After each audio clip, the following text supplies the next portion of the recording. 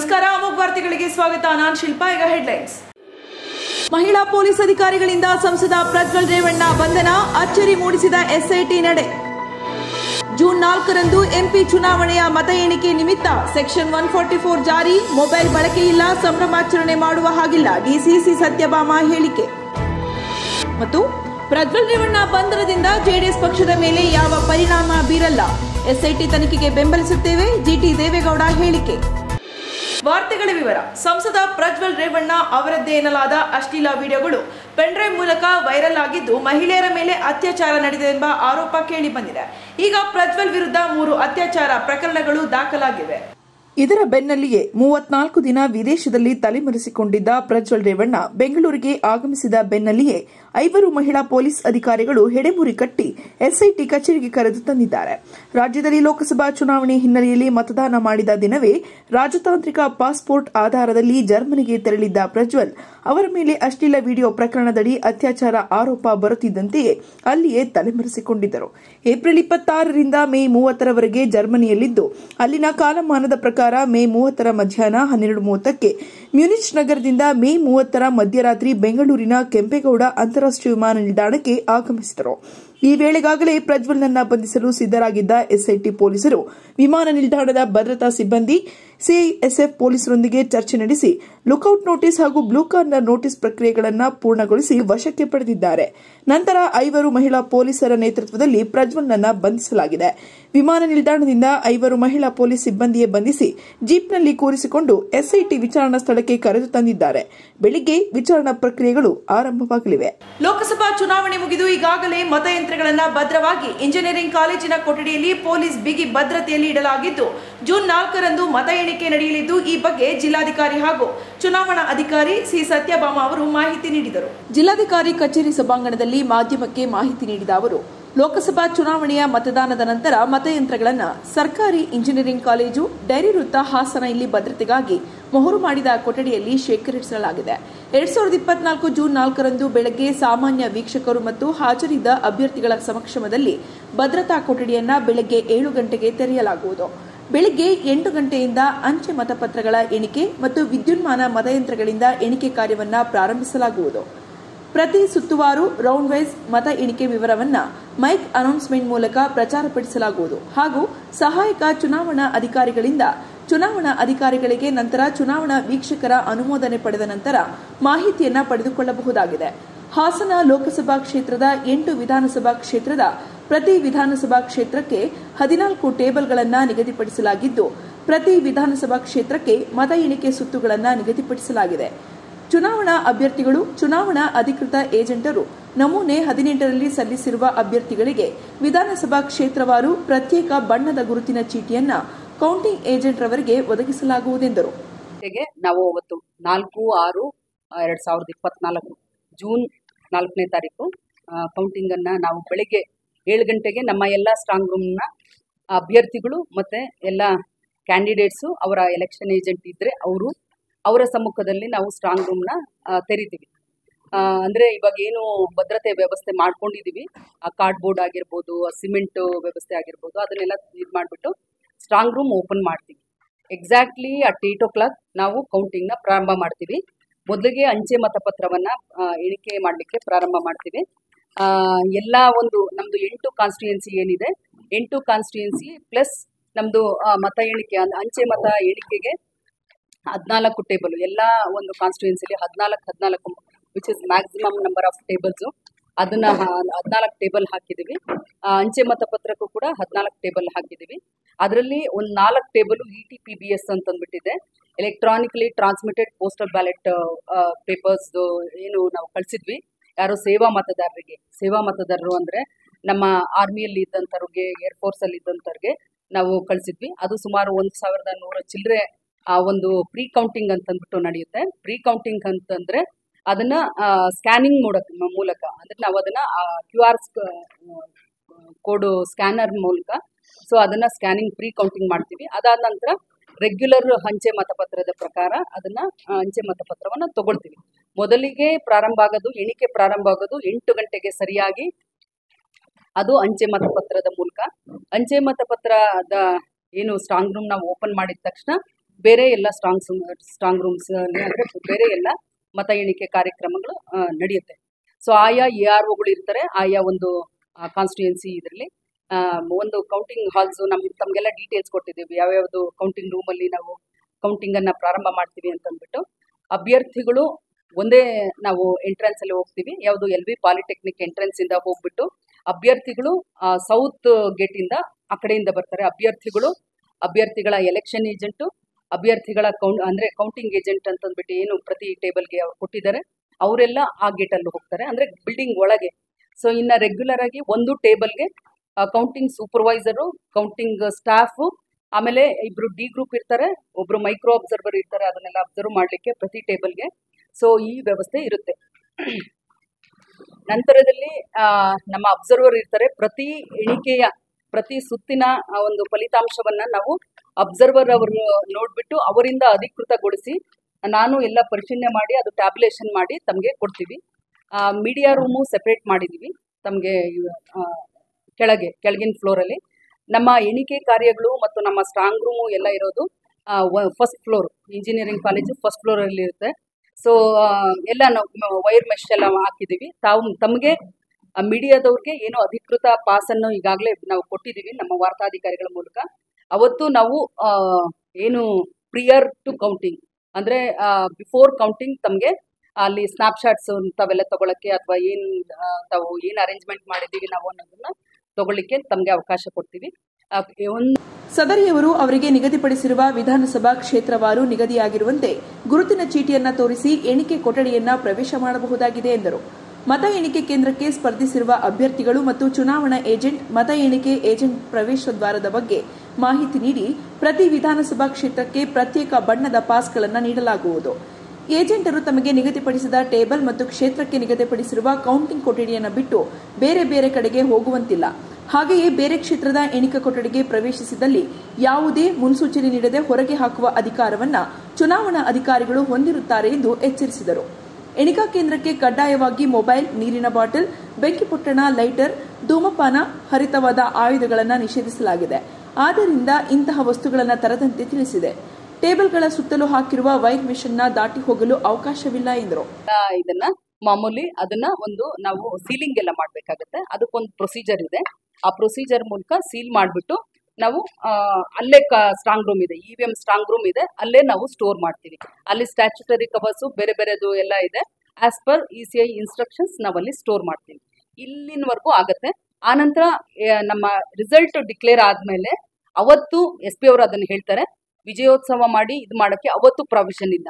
ಯಾಕೆಂದ್ರೆ 144 ವಿಧಿಸಿರ್ತೀವಿ. ಆಮೇಲೆ dry day declare ಆಗಿರುತ್ತೆ, ಅವತ್ತಿಲ್ಲ, ಮಾರನೇ ದಿನ ಮಾಡ್ಕೋಬಹುದು. ಏನು ಗೆದ್ದವರು ಅವತ್ತು ವಿಜಯೋತ್ಸವ ಹಂಗಿಲ್ಲ. ಸೊ ಅವತ್ತಿಲ್ಲ, ಬೇರೆ ದಿನ ಅಂದ್ರೆ ನೆಕ್ಸ್ಟ್ ಡೇ ನೀವು ಮಾಡ್ಕೋಬಹುದು. ಅದನ್ನ SP ಅವರು ಸೆಕ್ಯೂರಿಟಿ ಅರೇಂಜ್ಮೆಂಟ್ ಏನೇನು ಅಂತಂದ್ಬಿಟ್ಟು ಹೇಳ್ತಾರೆ. ಓಕೆ, ಸೊ ಸ್ಟಾಫ್ಗೆ ಸಪ್ರೇಟು, ಮೀಡಿಯಾಗೆ ಸಪ್ರೇಟು, ನಮ್ಮ ಆ ಥರ ನಾವು ಕಿಚನಲ್ಲಿ ಮಾಡ್ಕೊಂಡಿದ್ದೀವಿ ಮಾರ್ನಿಂಗ್ ಅವ್ರಿಗೆ ಇದೆಲ್ಲ ಕೊಡಲಿಕ್ಕೆ. ಬಿಕಾಸ್ 5 ಗಂಟೆಗೆ ನಮ್ಮ ಸ್ಟಾಫ್ ಎಲ್ಲ ಬರ್ತಾರೆ. ಇವತ್ತು ಅವ್ರದ್ದು ಟ್ರೈನಿಂಗ್ ಇದೆ, ನಮ್ಮ ಎಲ್ಲ ಕೌಂಟಿಂಗ್ ಸ್ಟಾಫ್ಗೆ ಟ್ರೈನಿಂಗ್ ಇದೆ. ರಿಯಲ್ ಟೈಮ್ ಡೇಟಾನ ರೌಂಡ್ ವೈಸು ತಮಗೆ ಕೊಡ್ತೀವಿ. ನಾನು ಹೇಳಿದ್ನಲ್ಲ 24 ಮ್ಯಾಕ್ಸಿಮಮ್ ರೌಂಡ್ಸು. ಸೊ 19 ನಮ್ಮದು ಕಡೂರು ಮತ್ತು ಇದು ಶ್ರವಣಬೆಳಗೊಳ ಬರುತ್ತೆ. ಸೊ ಅಷ್ಟರಲ್ಲಿ ನಾವು ರಿಸಲ್ಟ್ ಕೊಡ್ತೀವಿ. ನಮ್ಮದು ಪೋಸ್ಟಲ್ ಬ್ಯಾಲೆಟ್ ಸುಮಾರು 9,500 ಇದೆ. 9,500 ಇಟ್ ಮೈಟ್ ಗೆಟ್ ಲೇಟ್. ಅಂದರೆ ಪೋಸ್ಟಲ್ ಬ್ಯಾಲೆಟ್ ಮುಗಿದ ಹೊರತು ನಾವು ಇದನ್ನ ಅನೌನ್ಸ್ ಮಾಡಂಗಿರಲ್ಲ. ಫಸ್ಟ್ ಪೋಸ್ಟಲ್ ಬ್ಯಾಲೆಟ್ನ ನಾವು ಕೌಂಟಿಂಗ್ ಮುಗಿಸ್ತಿರ್ತೀವಿ. ಅದಾದ ನಂತರ ಇನ್ ಕೇಸ್ ಇದು ಫಾಸ್ಟ್ ಆಗಾಯ್ತು ಅಂತಂದ್ರೆ ಪೋಸ್ಟಲ್ ಬ್ಯಾಲೆಟ್ ಮುಗಿದ ನಂತರವೇ ನಾವು ಇದನ್ನ ಮಾಡಬೇಕಾಗುತ್ತೆ ಆಸ್ ಪರ್ ಇನ್ಸ್ಟ್ರಕ್ಷನ್ಸ್. ಅದು ಮಾಡ್ತೀವಿ.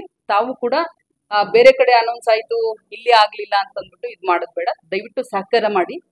ನಮ್ಮ ECI ಇನ್ಸ್ಟ್ರಕ್ಷನ್ಸ್ ಪ್ರಕಾರ ತಾವೆಲ್ಲರೂ ಸಹಕಾರ ಮಾಡ್ತೀರಾ ಅಂತಂದ್ಬಿಟ್ಟು ನಾನು ತಮ್ಮೆಲ್ಲರ ಸಹಕಾರವನ್ನು ಈ ಮೂಲಕ ಕೇಳ್ಕೊಳ್ತಾ ಇದ್ದೀನಿ. Over to my SP. ಸಿಬ್ಬಂದಿಗಳು ನಮ್ಮ 33 ಜನ ಇದ್ದಾರೆ. ಎಷ್ಟಪ್ಪ ಸಿಬ್ಬಂದಿಗಳು? ಸರಿ, 483, 85, 500 ಅನ್ಕೊಳ್ಳಿ. 500. ಆಮೇಲೆ ಇವತ್ತು ಟ್ರೈನಿಂಗ್ ಆಗುತ್ತೆ. ಬಫರ್ ಇರ್ತಾರೆ, ಅಂದರೆ ನಮ್ಮ ಅಡಿಷನಲ್ 120% ನಾವು ತೊಗೊಂಡಿರ್ತೀವಿ ರಿಸರ್ವ್. ಸೊ ಅವ್ರನ್ನೂ ಕೂಡ ಪೋಸ್ಟಲ್ ಬ್ಯಾಲೆಟ್ಗೆ ಬಳಸ್ಕೊಳ್ತೀವಿ. ನಮಗೆ ಲೇಟ್ ಆಗುವಂಥದ್ದು ನಾವು ಎಕ್ಸ್ಪೆಕ್ಟ್ ಮಾಡಿರೋಂಥದ್ದು ETPBS, ಎಲೆಕ್ಟ್ರಾನಿಕ್ಲಿ ಟ್ರಾನ್ಸ್ಮಿಟೆಡ್ ಪೋಸ್ಟಲ್ ಬ್ಯಾಲೆಟು. ಅದು ಏನಾಗುತ್ತೆ, ನಾವು ಪ್ರೀ ಸ್ಕ್ಯಾನಿಂಗ್ ಎಲ್ಲ ಅಂದ್ರೆ QR ಕೋಡ್ ರೀಡರ್ ಎಲ್ಲ ಇದು ಮಾಡ್ಬೇಕಾಗುತ್ತೆ. ಅದು ಮಾಡಿದ್ಮೇಲೆ ರೆಗ್ಯುಲರ್ ಅಂಚೆ ಮತ ಪತ್ರದ ಪೆಟ್ಟಿಗೆಲ್ಲ ಹಾಕ್ಬೇಕಾಗುತ್ತೆ. ಪೆಟ್ಟಿಗೆ ಅಂದ್ರೆ ಬಾಕ್ಸ್ ಮಾಡಿರ್ತೀವಿ, ಅದ್ರಲ್ಲಿ ಹಾಕ್ಬೇಕಾಗುತ್ತೆ. ಅದು ರೆಗ್ಯುಲರ್ ಆಗಿ ಅಂಚೆ ಮತ ಪತ್ರದ ತರ ಕೌಂಟಿಂಗ್ ಆಗುತ್ತೆ. ಹಾ, ಪ್ರತಿ ಟೇಬಲ್ ಅಲ್ಲಿ counting assistant, counting supervisor, micro observer, okay, ಇಬ್ರು ಗ್ರೂಪ್ ಡಿ ಅಂದ್ರೆ ಒಬ್ರು ತಗೊಂಡೋಗ್ತಾರೆ ಕಂಟ್ರೋಲ್ ಯೂನಿಟ್, ಒಬ್ರು ತಗೋಬಾರ್ದು. ಅಥವಾ ಟ್ಯಾಬ್ಯುಲೇಷನ್, ಇನ್ನು ಯಾರೋ ನೀರು ಕೊಡಕ್ಕೆ ನೀರು ಕೊಡಿ ಅಂತಂದು ಅನ್ಬೋದು. ಒಂದು ಟೇಬಲ್ಗೆ 4 ಜನ. Micro observer, counting staff, counting supervisor, group D. 14 table, ಒಂದೊಂದು ಕಾನ್ಸ್ಟಿಟ್ಯೂನ್ಸಿಗೆ 8 ಕಾನ್ಸ್ಟಿಟ್ಯೂನ್ಸಿಗೆ 14 table maximum number of tables we have put this time.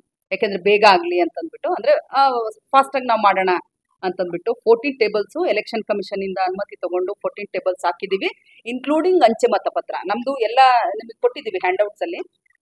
ಒಂದೊಂದು ಇದಕ್ಕೆ ಒಟ್ಟು ನಾವು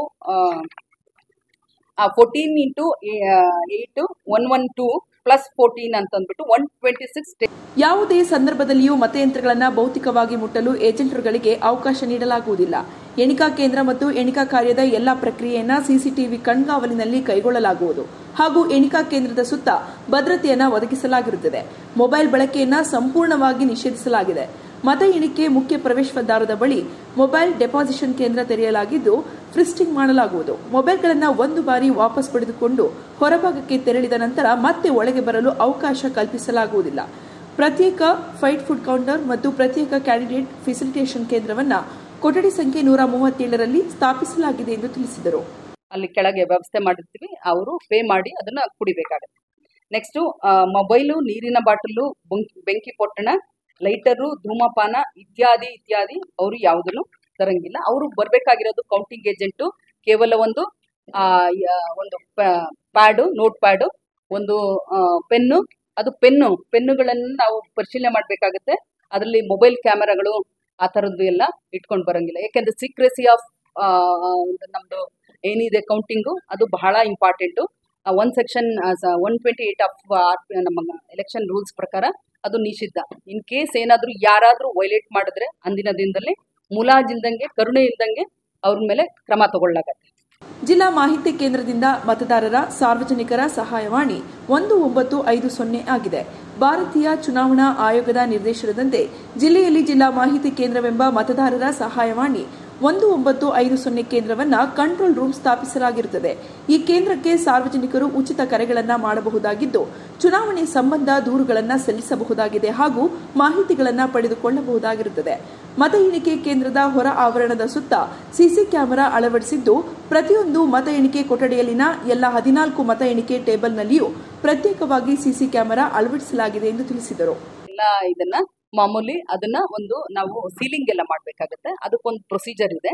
ಆ ಪ್ರೊಸೀಜರ್ ಮೂಲಕ ಸೀಲ್ ಮಾಡಿಬಿಟ್ಟು ನಾವು ಅಲ್ಲೇ ಸ್ಟ್ರಾಂಗ್ ರೂಮ್ ಇದೆ, EVM ಸ್ಟ್ರಾಂಗ್ ರೂಮ್ ಇದೆ, ಅಲ್ಲೇ ನಾವು ಸ್ಟೋರ್ ಮಾಡ್ತೀವಿ. ಅಲ್ಲಿ ಸ್ಟ್ಯಾಚ್ಯುಟರಿ ಕವರ್ಸು ಬೇರೆ ಬೇರೆದು ಎಲ್ಲ ಇದೆ. ಆಸ್ ಪರ್ ECI ಇನ್ಸ್ಟ್ರಕ್ಷನ್ಸ್ ನಾವಲ್ಲಿ ಸ್ಟೋರ್ ಮಾಡ್ತೀವಿ. ಇಲ್ಲಿನವರೆಗೂ ಆಗತ್ತೆ. ಆನಂತರ ನಮ್ಮ ರಿಸಲ್ಟ್ ಡಿಕ್ಲೇರ್ ಆದ್ಮೇಲೆ ಅವತ್ತು SP ಅವರು ಅದನ್ನ ಹೇಳ್ತಾರೆ, ವಿಜಯೋತ್ಸವ ಮಾಡಿ ಇದು ಮಾಡಕ್ಕೆ ಅವತ್ತು ಪ್ರಾವಿಷನ್ ಇಲ್ಲ. ಯಾಕೆಂದ್ರೆ 144 ವಿಧಿಸಿರ್ತೀವಿ. ಆಮೇಲೆ ಡ್ರೈ ಡೇ ಡಿಕ್ಲೇರ್ ಆಗಿರುತ್ತೆ, ಅವತ್ತಿಲ್ಲ. ಮಾರನೇ ದಿನ ಮಾಡ್ಕೋಬಹುದು. ಏನು ಗೆದ್ದವರು ಅವತ್ತು ವಿಜಯೋತ್ಸವ ಹಂಗಿಲ್ಲ. ಸೊ ಅವತ್ತಿಲ್ಲ, ಬೇರೆ ದಿನ ಅಂದ್ರೆ ನೆಕ್ಸ್ಟ್ ಡೇ ನೀವು ಮಾಡ್ಕೋಬಹುದು. ಅದನ್ನ SP ಅವರು ಸೆಕ್ಯೂರಿಟಿ ಅರೇಂಜ್ಮೆಂಟ್ ಏನೇನು ಅಂತಂದ್ಬಿಟ್ಟು ಹೇಳ್ತಾರೆ. ಓಕೆ, ಸೊ ಸ್ಟಾಫ್ಗೆ ಸಪ್ರೇಟು, ಮೀಡಿಯಾಗೆ ಸಪ್ರೇಟು, ನಮ್ಮ ಆ ಥರ ನಾವು ಕಿಚನ್ ಅಲ್ಲಿ ಮಾಡ್ಕೊಂಡಿದ್ದೀವಿ ಮಾರ್ನಿಂಗ್ ಅವ್ರಿಗೆ ಇದೆಲ್ಲ ಕೊಡ್ಲಿಕ್ಕೆ. ಬಿಕಾಸ್ 5 ಗಂಟೆಗೆ ನಮ್ಮ ಸ್ಟಾಫ್ ಎಲ್ಲ ಬರ್ತಾರೆ. ಇವತ್ತು ಅವ್ರದ್ದು ಟ್ರೈನಿಂಗ್ ಇದೆ, ನಮ್ಮ ಎಲ್ಲ ಕೌಂಟಿಂಗ್ ಸ್ಟಾಫ್ಗೆ ಟ್ರೈನಿಂಗ್ ಇದೆ. ರಿಯಲ್ ಟೈಮ್ ಡೇಟಾನ ರೌಂಡ್ ವೈಸು ತಮಗೆ ಕೊಡ್ತೀವಿ. ನಾನು ಹೇಳಿದ್ನಲ್ಲ 24 ಮ್ಯಾಕ್ಸಿಮಮ್ ರೌಂಡ್ಸು. ಸೊ 19 ನಮ್ಮದು ಕಡೂರು ಮತ್ತು ಇದು ಶ್ರವಣ ಬೆಳಗೊಳ ಬರುತ್ತೆ. ಸೊ ಅಷ್ಟರಲ್ಲಿ ನಾವು ರಿಸಲ್ಟ್ ಕೊಡ್ತೀವಿ. ನಮ್ಮದು ಪೋಸ್ಟಲ್ ಬ್ಯಾಲೆಟ್ ಸುಮಾರು 9,500 ಇದೆ. 9,500 ಇಟ್ ಮೈಟ್ ಗೆಟ್ ಲೇಟ್. ಅಂದರೆ ಪೋಸ್ಟಲ್ ಬ್ಯಾಲೆಟ್ ಮುಗಿದ ಹೊರತು ನಾವು ಇದನ್ನು ಅನೌನ್ಸ್ ಮಾಡೋಂಗಿರಲ್ಲ. ಫಸ್ಟ್ ಪೋಸ್ಟಲ್ ಬ್ಯಾಲೆಟ್ನ ನಾವು ಕೌಂಟಿಂಗ್ ಮುಗಿಸ್ತಿರ್ತೀವಿ. ಅದಾದ ನಂತರ ಇನ್ ಕೇಸ್ ಇದು ಫಾಸ್ಟ್ ಆಗಾಯ್ತು ಅಂತಂದ್ರೆ ಪೋಸ್ಟಲ್ ಬ್ಯಾಲೆಟ್ ಮುಗಿದ ನಂತರವೇ ನಾವು ಇದನ್ನ ಮಾಡಬೇಕಾಗುತ್ತೆ ಆಸ್ ಪರ್ ಇನ್ಸ್ಟ್ರಕ್ಷನ್ಸ್. ಅದು ಮಾಡ್ತೀವಿ. ತಾವು ಕೂಡ ಬೇರೆ ಕಡೆ ಅನೌನ್ಸ್ ಆಯ್ತು, ಇಲ್ಲಿ ಆಗ್ಲಿಲ್ಲ ಅಂತಂದ್ಬಿಟ್ಟು ಇದು ಮಾಡೋದು ಬೇಡ. ದಯವಿಟ್ಟು ಸಹಕಾರ ಮಾಡಿ. ನಮ್ಮ ECI ಇನ್ಸ್ಟ್ರಕ್ಷನ್ಸ್ ಪ್ರಕಾರ ತಾವೆಲ್ಲರೂ ಸಹಕಾರ ಮಾಡ್ತೀರಾ ಅಂತಂದ್ಬಿಟ್ಟು ನಾನು ತಮ್ಮೆಲ್ಲರ ಸಹಕಾರವನ್ನ ಈ ಮೂಲಕ ಕೇಳ್ಕೊಳ್ತಾ ಇದ್ದೀನಿ. Over to my SP. ಸಿಬ್ಬಂದಿಗಳು ನಮ್ಮ 33 ಜನ ಇದ್ದಾರೆ. ಎಷ್ಟಪ್ಪ ಸಿಬ್ಬಂದಿಗಳು? ಸರಿ, 483, 85, 500 ಅನ್ಕೊಳ್ಳಿ, 500. ಆಮೇಲೆ ಇವತ್ತು ಟ್ರೈನಿಂಗ್ ಆಗುತ್ತೆ, ಬಫರ್ ಇರ್ತಾರೆ, ಅಂದ್ರೆ ನಮ್ಮ ಅಡಿಷನಲ್ 120% ನಾವು ತಗೊಂಡಿರ್ತೀವಿ ರಿಸರ್ವ್. ಸೊ ಅವ್ರನ್ನು ಕೂಡ ಪೋಸ್ಟಲ್ ಬ್ಯಾಲೆಟ್ಗೆ ಬಳಸ್ಕೊಳ್ತೀವಿ. ನಮಗೆ ಲೇಟ್ ಆಗುವಂಥದ್ದು ನಾವು ಎಕ್ಸ್ಪೆಕ್ಟ್ ಮಾಡಿರೋಂಥದ್ದು ETPBS, electronically transmitted postal ballot. ಅದು ಏನಾಗುತ್ತೆ, ನಾವು ಪ್ರೀ ಸ್ಕ್ಯಾನಿಂಗ್ ಎಲ್ಲ ಅಂದ್ರೆ QR ಕೋಡ್ ರೀಡರ್ ಎಲ್ಲ ಇದು ಮಾಡಬೇಕಾಗುತ್ತೆ. ಅದು ಮಾಡಿದ್ಮೇಲೆ ರೆಗ್ಯುಲರ್ ಅಂಚೆ ಮತಪತ್ರದ ಪೆಟ್ಟಿಗೆಲ್ಲ ಹಾಕ್ಬೇಕಾಗುತ್ತೆ. ಪೆಟ್ಟಿಗೆ ಅಂದ್ರೆ ಬಾಕ್ಸ್ ಮಾಡಿರ್ತೀವಿ, ಅದ್ರಲ್ಲಿ ಹಾಕ್ಬೇಕಾಗುತ್ತೆ. ಅದು ರೆಗ್ಯುಲರ್ ಆಗಿ ಅಂಚೆ ಮತಪತ್ರದ ತರ ಕೌಂಟಿಂಗ್ ಆಗುತ್ತೆ. ಪ್ರತಿ ಟೇಬಲ್ ಅಲ್ಲಿ counting assistant, counting supervisor, micro observer, okay, ಇಬ್ರು ಗ್ರೂಪ್ ಡಿ ಅಂದ್ರೆ ಒಬ್ರು ತಗೊಂಡೋಗ್ತಾರೆ ಬ್ಯಾಲೆಟ್ ಕಂಟ್ರೋಲ್ ಯೂನಿಟ್, ಒಬ್ರು ತಗೋಬಾರ್ದು. ಅಥವಾ ಟ್ಯಾಬ್ಯುಲೇಷನ್, ಇನ್ಯಾರೋ ನೀರು ಕೊಡಿ ಅಂತಂದು ಅನ್ಬೋದು. ಒಂದು ಟೇಬಲ್ಗೆ 4 ಜನ. Micro observer, counting staff, counting supervisor, group D. 14 table, ಒಂದೊಂದು ಕಾನ್ಸ್ಟಿಟ್ಯೂನ್ಸಿಗೆ 8 ಕಾನ್ಸ್ಟಿಟ್ಯೂನ್ಸಿಗೆ 14 table, maximum number of tables we have put this time. ಯಾಕೆಂದ್ರೆ ಬೇಗ ಆಗಲಿ ಅಂತಂದ್ಬಿಟ್ಟು, ಅಂದ್ರೆ ಫಾಸ್ಟ್ ಆಗಿ ನಾವು ಮಾಡೋಣ ಅಂತಂದ್ಬಿಟ್ಟು 14 ಟೇಬಲ್ಸ್ ಎಲೆಕ್ಷನ್ ಕಮಿಷನ್ ಇಂದ ಅನುಮತಿ ತಗೊಂಡು 14 ಟೇಬಲ್ಸ್ ಹಾಕಿದೀವಿ, ಇನ್ಕ್ಲೂಡಿಂಗ್ ಅಂಚೆ ಮತಪತ್ರ. ನಮ್ದು ಎಲ್ಲ ನಿಮಗೆ ಕೊಟ್ಟಿದ್ದೀವಿ ಹ್ಯಾಂಡ್ಔಟ್ಸ್ ಅಲ್ಲಿ. ಒಂದೊಂದು ಇದಕ್ಕೆ ಒಟ್ಟು ನಾವು 14 × 8 112 ಪ್ಲಸ್ 14 ಅಂತಂದ್ಬಿಟ್ಟು 126 ಟೇಬಲ್ಸ್ ನಾವು ಹಾಕಿದೀವಿ. Yes, VVPAT after the counting, once the counting is completed, ನಮ್ಮ ಅಬ್ಸರ್ವರ್ ಮಾತ್ರ ಇದು ಪರಮಾಧಿಕಾರ ಇರೋದು. ಒಂದು ಅಂದ್ರೆ 5 ಇದನ್ನ ಅವರು ಕೌಂಟ್ ಮಾಡ್ತಾರೆ.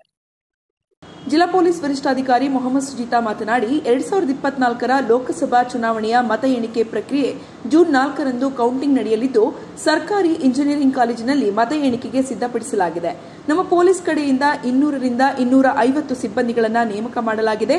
2 ಕಡೆ ಒಳಪ್ರವೇಶ ಮಾಡಲು ಅವಕಾಶ ಕಲ್ಪಿಸಲಾಗಿದ್ದು, ಒಂದು ಕಡೆ ಅಭ್ಯರ್ಥಿ ಹಾಗೂ ಏಜೆಂಟ್ ಪ್ರವೇಶ, ಇನ್ನೊಂದು ಕಡೆ ಅಧಿಕಾರಿಗಳು ಬಂದು ಹೋಗಲು ಅವಕಾಶ ಕಲ್ಪಿಸಲಾಗಿದೆ ಎಂದರು. ಯಾರು ಕೂಡ ಮೊಬೈಲ್ ಜೊತೆ ಹೋಗುವ ಹಾಗಿಲ್ಲ. ಮತ ಎಣಿಕೆ ವೇಳೆ ಸೆಕ್ಷನ್ 144 ಜಾರಿಯಲ್ಲಿದ್ದು, ಯಾರು ಕೂಡ ಗುಂಪಾಗಿ ವಿಜಯೋತ್ಸವ ಮಾಡಲು ಅವಕಾಶ ಇರುವುದಿಲ್ಲ. ಈ ಬಗ್ಗೆ ನಿಗಾವಹಿಸಲಾಗುವುದೆಂದು ಎಚ್ಚರಿಸಿದರು. ಮತ ಎಣಿಕೆ ವೇಳೆ ಯಾವುದೇ ಗೊಂದಲ ಆಗದಂತೆ ಪೊಲೀಸ್ ಇಲಾಖೆಯಿಂದ ನಿಗಾವಹಿಸಿರುವುದಾಗಿ ಮಾಹಿತಿ ನೀಡಿದರು. ತಮಗೆಲ್ಲ ಗೊತ್ತಿದೆ, ದಿನಾಂಕ 4/6/2024 2024 MP ಎಲೆಕ್ಷನ್ಗೆ ಏನು ಕೌಂಟಿಂಗ್ ಇದೆ ಅದು 4/6/2024 ಅವತ್ತು ನಡೆಯುತ್ತದೆ. ಈಗಾಗಲೇ ಅವರು ಹೇಳಿದಂಗೆ ಗೌರ್ಮೆಂಟ್ ಇಂಜಿನಿಯರಿಂಗ್ ಕಾಲೇಜಲ್ಲಿ ಈ ಕೌಂಟಿಂಗ್ ಕೆಲಸನೂ ಪ್ರಾರಂಭವಾಗುತ್ತದೆ. ಈ ಹಿನ್ನೆಲೆಯಲ್ಲಿ ಪೊಲೀಸ್ ಕಡೆಯಿಂದ ನಮ್ಮ ಪೊಲೀಸ್ ಬಂದೋಬಸ್ತ್ ಸುಮಾರು 200 ರಿಂದ 250 ಸಿಬ್ಬಂದಿಯನ್ನು ಅಲ್ಲಿ ನಾವು ನೇಮಕ ಮಾಡಿರ್ತೀವಿ. ಇಲ್ಲಿ 3 ಟೈರ್ ಆಫ್ ಸೆಕ್ಯೂರಿಟಿ ಅರೇಂಜ್ಮೆಂಟ್ ಈಗಾಗಲೇ ಇದೆ. CAPF, ಸ್ಟೇಟ್ ಆರ್ಮ್ಡ್ ಫೋರ್ಸ್, ಅದಾದ್ಮೇಲೆ ನಮ್ಮ ಸಿವಿಲ್ ಪೊಲೀಸ್ ಫೋರ್ಸ್, 3 ಟೈರ್ ಅಲ್ಲಿ ನಾವು ಈಗಾಗಲೇ ಡಿಪ್ಲಾಯ್ಮೆಂಟ್ ಮಾಡಿದೀವಿ. ಕೌಂಟಿಂಗ್ ದಿವಸನೂ ಅದು ಮುಂದುವರಿಯುತ್ತದೆ. ಅದು ಆದ್ಮೇಲೆ ತಮ್ಗೆಲ್ಲ ಗೊತ್ತಿದೆ, ಎಂಟ್ರಿ ಕೊಡಬೇಕಾಗುತ್ತೆ. ಆಕ್ಸೆಸ್ ಪಾಯಿಂಟ್ಸ್, 2 ಆಕ್ಸೆಸ್ ಪಾಯಿಂಟ್ಸ್ ಮಾಡ್ಕೊಂಡಿದ್ವಿ. ಒಂದು access point only for candidates and polling agent, ಅದು ಒಂದು ಆಕ್ಸೆಸ್ ಪಾಯಿಂಟ್. ಇನ್ನೊಂದು ಆಕ್ಸೆಸ್ ಪಾಯಿಂಟ್ ಅಫಿಷಿಯಲ್ಸ್, ಯಾರು ಕೌಂಟಿಂಗ್ ಯಾರು ಬರ್ತಾರೋ ಆ officials. So there'll be 2 different entrance, separate entrance for 2 different purposes. ಒಂದು ಕ್ಯಾಂಡಿಡೇಟ್ ಅಂಡ್ ದೇರ್ ಏಜೆಂಟ್, ಇನ್ನೊಂದು ಕಡೆ ಆಫೀಸರ್ಸ್, RO ಮತ್ತು ಅವ್ರು ಸಂಬಂಧಪಟ್ಟಂಗೆ ಆಫೀಸರ್ಸ್. 2 ಎಂಟ್ರಿ ಕೊಟ್ಟಿದ್ದೀವಿ. ಈಗಾಗಲೇ ಎಂಟ್ರಿಗೋಸ್ಕರ ನಾವು ಕೆಲವೊಂದು we have taken some few steps. ಕಾರಣ ಏನಂದ್ರೆ 8 ಅಸೆಂಬ್ಲಿ ಕಾನ್ಸ್ಟಿಟ್ಯೂಯೆನ್ಸಿ, 8 ಕೌಂಟಿಂಗ್ ಸೆಂಟರ್ ಇರ್ತದೆ. ಇದರಲ್ಲಿ ಒಂದು ಕೌಂಟಿಂಗ್ ಸೆಂಟರ್ ಬಿಟ್ಟು ಇನ್ನೊಂದು ಕೌಂಟಿಂಗ್ ಸೆಂಟರ್ಗೆ ಯಾರು ಹೋಗಬಾರ್ದು. ಅದನ್ನು ಎನ್ಫೋರ್ಸ್ ಮಾಡೋಕ್ಕೆ ಈ ಸತಿ ಅವರು ಮತ್ತೆ ನಾವು ಜಿಲ್ಲಾ ಆಡಳಿತದಿಂದ ನಾವು ತೀರ್ಮಾನ ಮಾಡಿರೋದು ಒಂದೊಂದು ಕಾನ್ಸ್ಟಿಟ್ಯೂನ್ಸಿ ಒಂದೊಂದು ಸೆಪರೇಟ್ ಕಾರ್ಡ್ ಕೊಡಬೇಕು ಅಂತ. ಇದೊಂದು ಬ್ಯಾಕ್ ಗ್ರೌಂಡ್ ಏನಂದ್ರೆ, ದಯವಿಟ್ಟು ಯಾರ್ಯಾರು ಆ ಸಂಬಂಧಪಟ್ಟ ಕ್ಷೇತ್ರದಲ್ಲಿ ನಮ್ಗೆ ಕಾರ್ಡ್ ಕೊಡಲಾಗಿದೆಯೋ ಆ ಕ್ಷೇತ್ರದಲ್ಲಿ ಮಾತ್ರ ತಾವು ಸಿಗಬೇಕಾಗಿದೆ. ಕೆಲವೊಂದು ಟೈಮ್ ಏನಾಗಿದೆ, ಹಿಂದಿನ ಎಕ್ಸ್ಪೀರಿಯನ್ಸ್ ಅಲ್ಲಿ ಒಂದು ಕ್ಷೇತ್ರದ ಕೌಂಟಿಂಗ್ ಏಜೆಂಟ್ ಅವರು ಬೇರೆ ಕ್ಷೇತ್ರ ಕೌಂಟಿಂಗ್ ರೂಮ್ಗೆ ಹೋಗೋ ಸಾಧ್ಯತೆ ಅಂತೂ ಕೆಲವೊಂದು ಸಮಯದಲ್ಲಾಗಿದೆ. ಅದನ್ನು ನಾವು ಸ್ವಲ್ಪ ಈಸಿಯಾಗಿ ಎನ್ಫೋರ್ಸ್ ಮಾಡೋಕ್ಕೆ ಈ ಪ್ರತಿ ಕಾನ್ಸ್ಟಿಟ್ಯೂನ್ಸಿ ಒಂದು ಕಲರ್ ಅಂತ ನಾವು ಕೊಟ್ಟಿದ್ದೀವಿ. ಈಗಾಗಲೇ ಯಾರವ್ರು ಹೇಳಿದಂಗೆ ಮೊಬೈಲ್ ಆಕ್ಸೆಸ್ ಯಾರಿಗೂ ಇಲ್ಲ. ಮೊಬೈಲ್ ಡೆಪಾಸಿಟ್ ಝೋನ್ ಅಂತ ಒಂದು ಮಾಡಿರ್ತೀವಿ, ಟೋಕನ್ ಇಶ್ಯೂ ಮಾಡ್ತೀವಿ ತಮಗೆ. ಸೊ ಮೊಬೈಲ್ ಡೆಪಾಸಿಟ್ ಮಾಡಿ ಅದಾದ್ಮೇಲೆ ಒಳಗಡೆ ಹೋಗಿ ಪೋಲಿಂಗ್ ಏಜೆಂಟ್ ಇಲ್ಲ ಕೌಂಟಿಂಗ್ ಏಜೆಂಟ್ ಅವರು ಒಳಗಡೆ ಇಟ್ಕೊಂಡು ಒಂದ್ಸತಿ ಮುಗ್ದಾದ್ಮೇಲೆ ಹೊರಗಡೆ ಬರ್ಬೇಕು. ಪದೇ ಪದೇ ಹೊರಗಡೆ ಹೋಗಿ ಬರೋದನ್ನು ನಾವು ಎನ್ಕರೇಜ್ ಮಾಡೋದಿಲ್ಲ. ಅದಾದ್ಮೇಲೆ ಕೆಲವೊಂದು ಟೈಮ್ ಏನಾಗುತ್ತೆ, ಕೆಲವೊಂದು ಕ್ಷೇತ್ರದಲ್ಲಿ ಮತದಾರ ಎಣ್ಣಿಕೆ ಸ್ವಲ್ಪ ಲೇಟ್ ಆಗುವ ಸಮಯದಲ್ಲಿ ಕೆಲವೊಬ್ರು ಅಭ್ಯರ್ಥಿ ಇಲ್ಲ ಕೌಂಟಿಂಗ್ ಏಜೆಂಟ್ ಅವರು ಒಂದೇ ಕಡೆ ಸೇರೋ ಸಾಧ್ಯತೆ ಇದೆ, ಇನ್ಕ್ಲೂಡಿಂಗ್ ಮೀಡಿಯಾ. ಅದನ್ನು ಈ ಸತಿ ರೆಸ್ಟ್ರಿಕ್ಟ್ ಮಾಡೋಕ್ಕೇನೆ ಈಗ DC ಮೇಡಮ್ ಅಂದಿರೋದು ಕೆಳಗಡೆ ನಾವು ಒಂದು ಸೆಪರೇಟ್ ಮೀಡಿಯಾ ಸೆಂಟರ್. ಈಗ ಹಿಂದೆ ನಮ್ಗೆ ಆಗಿರೋ ಎಕ್ಸ್ಪೀರಿಯನ್ಸ್ ಪ್ರಕಾರ ಏನಾಗಿದೆ, ಕೆಲವೊಂದು ಸಮಯದಲ್ಲಿ ಎಲ್ಲರೂ ಒಂದು ಕಡೆ ಗುಂಪು ಸೇರೋದು ಸಾಧ್ಯತೆ ಅಂತ ಇರ್ತದೆ, ಆಗಿದೆ ಹಿಂದೆ. ಅದನ್ನು ನಾವು ಆದಷ್ಟು ಪೀಸ್ಫುಲ್ ಆಗಿ ಎವ್ರಿಬಡೀಸ್ ಕೋಆಪರೇಷನ್ ತಗೊಂಡು ಇದನ್ನು ನಾವು ಒಂದು ಪ್ಲಾನ್ ಮಾಡ್ಕೊಂಡಿದ್ವಿ, separate places for separate people ಅಂತ. ಇದು ಬಿಟ್ಟು ಅವತ್ತಿನ ದಿನ 144 ಜಾರಿಯಲ್ಲಿ ಇರ್ತದೆ. 144 ಜಾರಿಯ ಸಮಯದಲ್ಲಿ ಯಾವುದೇ ರೀತಿ ವಿಜಯ ಉತ್ಸವ ಅಂತ ಮಾಡಕ್ಕೆ ನಿಮ್ಗೆ ಯಾರಿಗೂ ಅವಕಾಶ ಅಂತ ಇರಲ್ಲ. ಅಕಸ್ಮಾತ್ ನಿಮ್ಗೆ ಏನಾದ್ರು ವಿಜಯ ಉತ್ಸವ ಮಾಡಬೇಕು ಅಂತಂದ್ರೆ ರೆಸ್ಪೆಕ್ಟಿವ್ ಅಥಾರಿಟೀಸ್ ಕಡೆಯಿಂದ, respective AROs, ROs, SP, DYSP ಕಡೆಯಿಂದ ನಾವು ಪರ್ಮಿಷನ್ ಕೊಟ್ಟು ನಾವು ಎಲೆಕ್ಷನ್ ಕಮಿಷನ್ ಏನು ನಿಯಮ ಆಗಿಯೋ ಅದ್ರ ಹಿನ್ನೆಲೆಯಲ್ಲಿ ನಾವು ಕ್ರಮವನ್ನು ಕೈಗೊಳ್ಳುತ್ತೇವೆ. ಇದೇ ಸಂದರ್ಭದಲ್ಲಿ ಅಪರ ಜಿಲ್ಲಾಧಿಕಾರಿ KT ಶಾಂತಲಾ ಹಾಜರಿದ್ದರು. ಪ್ರಜ್ವಲ್ ರೇವಣ್ಣ ಬಂಧನದಿಂದ ನಮ್ಮ ಪಕ್ಷದ ಮೇಲೆ ಯಾವ ಪರಿಣಾಮ ಬೀರುವುದಿಲ್ಲ. SIT ತನಿಖೆಗೆ ಬೆಂಬಲಿಸುತ್ತೇವೆ. ತಪ್ಪು ಮಾಡಿದವರಿಗೆ ಶಿಕ್ಷೆ ಆಗಬೇಕೆಂದು JDS ಕೋರ್ ಕಮಿಟಿ ಅಧ್ಯಕ್ಷ GT ದೇವೇಗೌಡ ತಿಳಿಸಿದರು. ನಗರದ ಖಾಸಗಿ ಹೋಟೆಲ್ವೊಂದರಲ್ಲಿ ದಕ್ಷಿಣ ಶಿಕ್ಷಕರ ಕ್ಷೇತ್ರದ ವಿಧಾನ ಪರಿಷತ್ ಚುನಾವಣೆ ಹಿನ್ನೆಲೆ ಸಭೆ ಬಳಿಕ ಮಾಧ್ಯಮದೊಂದಿಗೆ ಮಾತನಾಡಿದ ಅವರು, ಪ್ರಜ್ವಲ್ ರೇವಣ್ಣ ಬಂಧನ ವಿಚಾರವಾಗಿ ಮಾಧ್ಯಮದವರ ಪ್ರಶ್ನೆಯೊಂದಕ್ಕೆ ಉತ್ತರಿಸಿ, ಪ್ರಜ್ವಲ್ ಅವರನ್ನ ನಮ್ಮ ಪಕ್ಷದಿಂದ ಅಮಾನತು ಮಾಡಿದ್ದೇವೆ. ಈ ಸಂಬಂಧ ತನಿಖೆ ನಡೆಯುತ್ತಿದೆ. ವಿಡಿಯೋ ಹಂಚಿದವರ ವಿರುದ್ಧ ಕ್ರಮವಾಗಿಲ್ಲ ಎನ್ನುವ ಆಕ್ರೋಶ ಕೂಡ ಇದೆ. ಪ್ರಜ್ವಲ್ ಬಂಧನ ಆಗಬೇಕು ಎನ್ನುವ ಮಾತಿದ್ದು ಈಗ ಬಂಧನವಾಗಿದೆ. ನಾವು ಯಾವುದೇ ಕಾರಣದಿಂದ ತನಿಖೆಯಲ್ಲಿ ಹಸ್ತಕ್ಷೇಪ ಮಾಡುವುದಿಲ್ಲ. ತನಿಖೆಗೆ ಮುಕ್ತ ಅವಕಾಶ ನೀಡಲಾಗಿದೆ. ನಿಷ್ಪಕ್ಷಪಾತ ತನಿಖೆ ಆಗಬೇಕು ಎಂಬುದು ನಮ್ಮ ಆಗ್ರಹವಾಗಿದೆ. ನಾವು SIT ತನಿಖೆ ಬಗ್ಗೆ ಈಗಲೇ ಏನೂ ಹೇಳೋದಿಲ್ಲ. ಯಾರಿಗೆ ಅನ್ಯಾಯ ಆಗಿದೆ ಅವರಿಗೆ ಸರ್ಕಾರ ನ್ಯಾಯ ಕೊಡಬೇಕು. 100ಕ್ಕೆ 100 ಸಂತ್ರಸ್ತೆಯರ ಪರವಾಗಿ ಇರಲಿದೆ. ಪ್ರಜ್ವಲ್ ರೇವಣ್ಣ ಬಂಧನದಿಂದ ನಮ್ಮ ಪಕ್ಷದ ಮೇಲೆ ಯಾವುದೇ ಪರಿಣಾಮ ಬೀರಲ್ಲ. ಪ್ರಜ್ವಲ್ ತಪ್ಪು ಮಾಡಿದ್ರೆ ಶಿಕ್ಷೆ ಕೊಡಿ ಎಂದು ನಾವೇ ಹೇಳಿದ್ದೇವೆ ಎಂದರು. ಪರಿಣಾಮಗಳು ಇಲ್ಲ, ಯಾವುದೇ ಪರಿಣಾಮ ಇಲ್ಲ. ಯಾವ ಸಂಸದರಿರ್ಲಿ, ಯಾವುದೇ ಶಾಸಕರಿರ್ಲಿ, ಯಾವುದೇ ಒಬ್ಬ ಪದಾಧಿಕಾರಿ ಇರ್ಲಿ, ನಮ್ಗೆ ಯಾವುದೇ ಮುಜುಗರ ಇಲ್ಲ.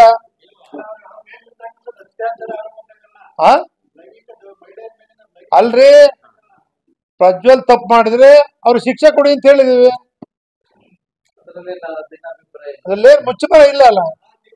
ಆದ್ರಿಂದ ಯಾವ್ದಾದ್ರು ನಾವು ಅಡ್ಡ ಹೋಗಿದ್ರೆ ಮುಜುಗರ ಕೊಡ್ಬೇಕಾಗಿತ್ತು.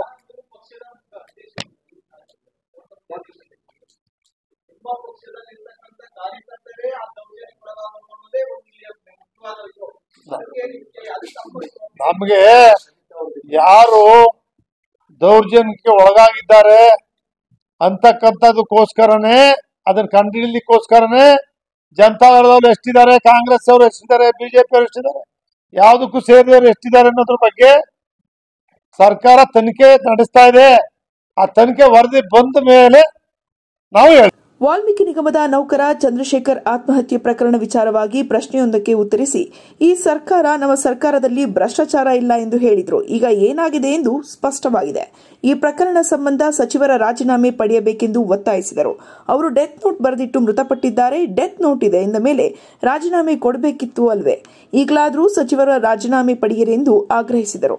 ಅಧಿಕಾರಿಯ ಆತ್ಮಹತ್ಯೆಯಾಗಿದ್ದು ಕಾಂಗ್ರೆಸ್ನವರು ನಮ್ಮಲ್ಲಿ ಭ್ರಷ್ಟಾಚಾರ ಇಲ್ಲ, ಬಿಜೆಪಿ 40% ಕಮಿಷನ್ ಸರ್ಕಾರ ಅಂತ ಹೇಳ್ತಿದ್ರು. ಭ್ರಷ್ಟಾಚಾರದ ಆಪಾದನೆಯಿಂದ ಇವತ್ತು ಅಧಿಕಾರಿ ಸಾವನ್ನಪ್ಪಿದ್ದಾರೆ. ಕೂಡಲೇ ಸಚಿವರ ರಾಜೀನಾಮೆ ಪಡೆಯಬೇಕು. ಡೆತ್ ನೋಟ್ ಬರೆದಿಟ್ಟು ಅಧಿಕಾರಿ ಸಾವನ್ನಪ್ಪಿದ್ದಾರೆ. ಕೂಡಲೇ ಸಚಿವ ನಾಗೇಂದ್ರ ಅವರ ರಾಜೀನಾಮೆ ಪಡೆಯಬೇಕಿತ್ತು ಎಂದರು. ಅವ್ರು ಬರೆದಿಟ್ಟು ಸಾವನ್ನಪ್ಪಿರ್ತಕ್ಕಂಥ ಅಧಿಕಾರಿ ಡೆತ್ ನೋಟ್ ಕೊಟ್ಟ ಮೇಲೆ ಕೂಡಲೇ ರಾಜೀನಾಮೆ ಪಡಿಬೇಕಿತ್ತಲ್ಲ. ಇದು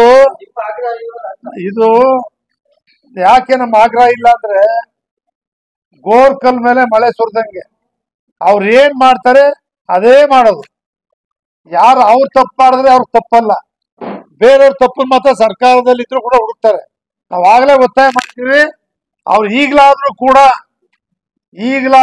ಕೂಡ ಕೂಡಲೇ ರಾಜೀನಾಮೆ ಕೊಡಬೇಕು, ಇವರು ರಾಜೀನಾಮೆ ಪಡಿಬೇಕು ಅಂತಕ್ಕಂಥ ಒತ್ತಾಯವನ್ನ ಮಾಡ್ತೇವೆ.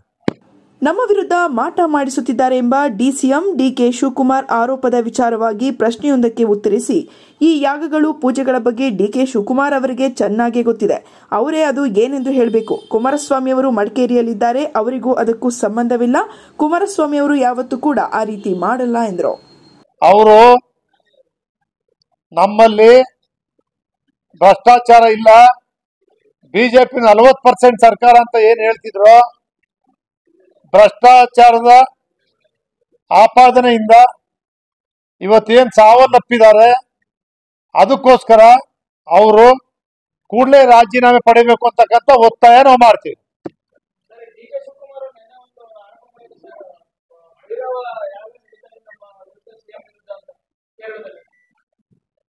ಈ ಯಾಗಗಳು ಪೂಜೆಗಳು ಇವೆಲ್ಲದಲ್ಲೂ ಕೂಡ ಶಿವಕುಮಾರ್ ಅವ್ರಿಗೆ ಚೆನ್ನಾಗಿ ಗೊತ್ತಿದೆ. ಆದ್ರಿಂದ ಅವ್ರು ಹೇಳ್ತಿದ್ದಾರೆ, ಅವರೇ ಹೇಳ್ಬೇಕು ಅಲ್ವಾ? ನಿಮ್ಗೆ ಗೊತ್ತಿದೆಯಲ್ಲ.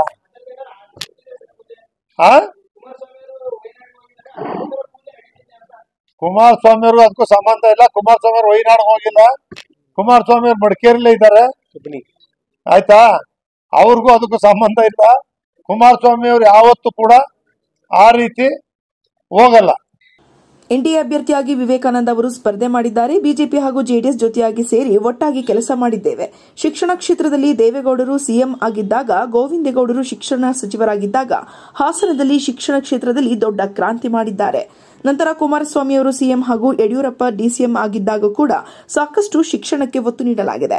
ಶಿಕ್ಷಕರ ನೇಮಕ, ಖಾಸಗಿ ಕಾಲೇಜಿಗೆ ಅನುದಾನ, ಮಾನ್ಯತೆ ಬಗ್ಗೆ ಸಾಕಷ್ಟು ಪೂರಕ ಕೆಲಸವಾಗಿದೆ. ನಾನು ಉನ್ನತ ಶಿಕ್ಷಣ ಸಚಿವನಾಗಿ ಸಾಕಷ್ಟು ಮೂಲಭೂತ ಸೌಕರ್ಯಗಳನ್ನು ನೀಡಲು ಕೆಲಸ ಮಾಡಿದ್ದೇವೆ.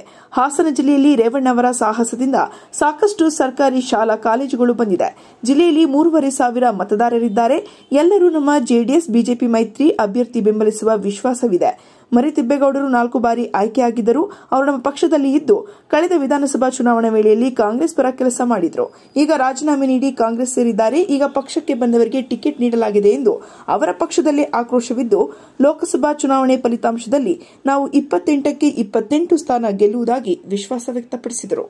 ಜಿಲ್ಲೆಯ ಎಲ್ಲ ನಮ್ಮ ಪಕ್ಷದ ಭಾರತೀಯ ಜನತಾ ಪಕ್ಷದ ಎಲ್ಲ ಮುಖಂಡರುಗಳು ಕೂಡ ಸೇರಿದ್ರು. ಏನು ಜೂನ್ 3ನೇ ತಾರೀಕು ನಡೀತಾ ಇರ್ತಕ್ಕಂಥ ದಕ್ಷಿಣ ಶಿಕ್ಷಕರ ಕ್ಷೇತ್ರದ ವಿಧಾನ ಪರಿಷತ್ತಿನ ಚುನಾವಣೆಯಲ್ಲಿ ಎನ್ಡಿಎ ಅಭ್ಯರ್ಥಿಯಾಗಿ ವಿವೇಕಾನಂದರವರು ಸ್ಪರ್ಧೆ ಮಾಡಿದ್ದಾರೆ. ಆ ಚುನಾವಣೆಯ ಅಂಗವಾಗಿ ಈ ದಿನ ನಾವೆಲ್ಲರೂ ಕೂಡ ಸೇರಿ ಚುನಾವಣೆಯ ಮತದಾರರನ್ನ ನಾವೆಲ್ಲರೂ ಕೂಡ ಭೇಟಿ ಮಾಡಿ ಮತ ಯಾಚನೆ ಮಾಡ್ತಕ್ಕಂಥ ಕೆಲಸಕ್ಕೋಸ್ಕರ ನಾವೆಲ್ಲರೂ ಕೂಡ ಒಟ್ಟಾಗಿ ಸೇರಿದ್ದೀವಿ. ಹಾಸನ ಜಿಲ್ಲೆ ಒಂದು ಪ್ರತಿಷ್ಠಿತವಾದಂಥ ಜಿಲ್ಲೆ ಕರ್ನಾಟಕ ರಾಜ್ಯದಲ್ಲಿ. ಅದರಲ್ಲೂ ಶಿಕ್ಷಣ ಕ್ಷೇತ್ರದಲ್ಲಿ ದೇವೇಗೌಡರು ಮುಖ್ಯಮಂತ್ರಿಗಳಾಗಿದ್ದಂಥ ಸಂದರ್ಭ, ಗೋವಿಂದೇಗೌಡರು ಶಿಕ್ಷಣ ಸಚಿವರಾಗಿ, S V Ranganath secretary, Sanjay Kaul ಕಾರ್ಯದರ್ಶಿಯಾಗಿದ್ದರು. ಇಡೀ ರಾಜ್ಯದಲ್ಲಿ ಒಂದು ಶಿಕ್ಷಣ ಕ್ಷೇತ್ರದ ಒಂದು ಕ್ರಾಂತಿಯನ್ನೇ ಅವತ್ತು ಮಾಡಿದ್ರು. ಅದಾದ ನಂತರ HD ಕುಮಾರಸ್ವಾಮಿ ಅವರು ಮುಖ್ಯಮಂತ್ರಿಗಳಾಗಿ, ಯಡಿಯೂರಪ್ಪನವರು ಉಪಮುಖ್ಯಮಂತ್ರಿಗಳಾಗಿದ್ದಂಥ 20 ತಿಂಗಳಲ್ಲಿ ಇಡೀ ರಾಜ್ಯದಲ್ಲೇ ಹೈಯೆಸ್ಟ್ PU ಕಾಲೇಜು, ಪ್ರೌಢ ಶಿಕ್ಷಣ ಇರ್ಬೋದು, ಪ್ರಾಥಮಿಕ ಶಿಕ್ಷಣ ಇರ್ಬೋದು, ಪದವಿ ಕಾಲೇಜುಗಳಿರ್ಬೋದು, ಇಂಜಿನಿಯರಿಂಗ್ ಕಾಲೇಜುಗಳಿರ್ಬೋದು, ITI ಕಾಲೇಜು, ಡಿಪ್ಲೊಮಾ ಕಾಲೇಜುಗಳು ಎಲ್ಲವನ್ನು ಕೂಡ ಬಹಳಷ್ಟು ಹಣಕಾಸಿನ ಒತ್ತನ್ನು ಕೊಟ್ಟು ಆ ಟೈಮಲ್ಲೂ ಕೂಡ ಶಿಕ್ಷಕರ ನೇಮಕಾತಿ ಅನುದಾನಕ್ಕೆ ಪ್ರೈವೇಟ್ ಕಾಲೇಜುಗಳನ್ನು ಅನುದಾನಕ್ಕೆ ಒಳಪಡಿಸ್ತಕ್ಕಂಥದ್ದು ಬಹಳಷ್ಟು ತೀರ್ಮಾನಗಳನ್ನು ಇವರ ಅವಧಿಯಲ್ಲಿ ಮಾಡಿದ್ದಾರೆ. ಅದರಿಂದ ಇವತ್ತು ಯಡಿಯೂರಪ್ಪನವರು ಮುಖ್ಯಮಂತ್ರಿಗಳಾಗಿದ್ದಾಗಲೂ ಕೂಡ ಬಹಳಷ್ಟು ಶಿಕ್ಷಣ ಕ್ಷೇತ್ರಕ್ಕೆ ಒತ್ತನ್ನು ಕೊಟ್ಟಿದ್ದು ಬಿಟ್ಟರೆ ಕಾಂಗ್ರೆಸ್ ಸರ್ಕಾರ ಯಾವತ್ತೂ ಕೂಡ ಶಿಕ್ಷಣ ಕ್ಷೇತ್ರದ ಬಗ್ಗೆ ಅವರು ಗಮನವನ್ನೇ ಹರಿಸಲಿಲ್ಲ. ಶಿಕ್ಷಣ ಕ್ಷೇತ್ರಕ್ಕೆ ನಾನು ಕೂಡ ಉನ್ನತ ಶಿಕ್ಷಣ ಸಚಿವನಾಗಿದ್ದಾಗ ಇಡೀ ರಾಜ್ಯದಲ್ಲಿ ನಡೀತಾ ಇರ್ತಕ್ಕಂಥ ಪದವಿ ಕಾಲೇಜುಗಳಲ್ಲಿ ಇವತ್ತೇನು ಬಿಲ್ಡಿಂಗ್ಗಳು ನಡೀತಾ ಇದ್ರೆ ಅದು ಆಡಿಟೋರಿಯಮು, ಲೈಬ್ರರಿ, ಅದೇ ರೀತಿ ಶೌಚಾಲಯಗಳು, ಆಟದ ಮೈದಾನಗಳು ಪ್ರತಿಯೊಂದನ್ನು ಕೂಡ ನಾವು ಕೇವಲ 12 ತಿಂಗಳಲ್ಲಿ ರಾಜ್ಯದ ನಾವು ಆ ಪಾರ್ಟಿ ಈ ಪಾರ್ಟಿ ನೋಡಲಿಲ್ಲ. ರಾಜ್ಯದಲ್ಲಿ ಇರ್ತಕ್ಕಂಥ ಎಲ್ಲ ಪದವಿ ಕಾಲೇಜುಗಳು, ಎಲ್ಲ ಪ್ರಾಥಮಿಕ ಶಿಕ್ಷಣಕ್ಕೂ ಕೂಡ ಶಾಲಾ ಕಟ್ಟಡಗಳು, ಪೀಠೋಪಕರಣಗಳು, ಪ್ರತಿಯೊಂದು ಕೂಡ ITI ಕಾಲೇಜುಗಳು, ಅದರಲ್ಲೂ ಹಾಸನ ಜಿಲ್ಲೆಯಲ್ಲಿ ರೇವಣ್ಣನವರ ಒಂದು ಸಾಹಸ, ಒಂದು ಪ್ರಯತ್ನ ಬಿಡದೆ ಈ ಅರಸೀಕೆರೆಗೂ ಕೂಡ ಇಂಜಿನಿಯರಿಂಗ್ ಕಾಲೇಜ್ ಕೊಡ್ತಕ್ಕಂಥದ್ದು, ಮೊಸಳೆಹಳ್ಳಿ ಹೊಸಹಳ್ಳಿಗೆ ಈ ITI ಕಾಲೇಜುಗಳು, ಇಂಜಿನಿಯರಿಂಗ್ ಕಾಲೇಜುಗಳು ಹಾಸನ ಜಿಲ್ಲೆಯಲ್ಲಿ ಹೆಚ್ಚು ತೆರೆದು ಶಿಕ್ಷಣ ಕ್ಷೇತ್ರಕ್ಕೆ ಹೆಚ್ಚು ಒತ್ತನ್ನು ಕೊಟ್ಟಿರ್ತಕ್ಕಂಥ ಈ ಒಂದು ಹಾಸನ ಜಿಲ್ಲೆ. ದೇವೇಗೌಡರು, ಕುಮಾರಸ್ವಾಮಿ ಅವರು, ರೇವಣ್ಣ ಅವರು. ಇದೇ ವೇಳೆ ಶಾಸಕರಾದ ಸಿಎನ್ ಬಾಲಕೃಷ್ಣ, ಎಚ್ಪಿ ಸ್ವರೂಪ್ ಪ್ರಕಾಶ್, ಮಾಜಿ ಶಾಸಕರಾದ ಕೆಎಸ್ ಲಿಂಗೇಶ್, ಎಚ್ಕೆ ಕುಮಾರಸ್ವಾಮಿ ಹಾಗೂ ಜೆಡಿಎಸ್ ಮುಖಂಡ ಎನ್ಆರ್ ಸಂತೋಷ್, ಮಾಧ್ಯಮ ವಕ್ತಾರ ಹೊಂಗೆರೆ ರಘು ಸೇರಿದಂತೆ ಇತರರು ಉಪಸ್ಥಿತರಿದ್ದರು. ಈಗ ಜಾಹೀರಾತು.